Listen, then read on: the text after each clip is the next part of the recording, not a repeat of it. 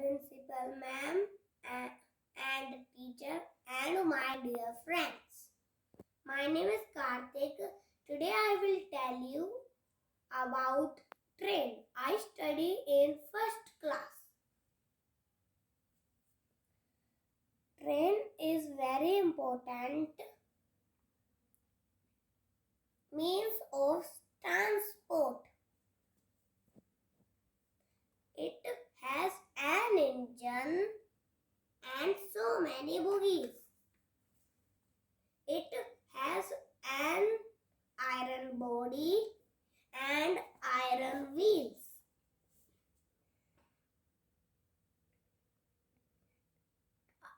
The train is public carrier. It runs on railway track and it runs on electricity or coal. It carries various goods too.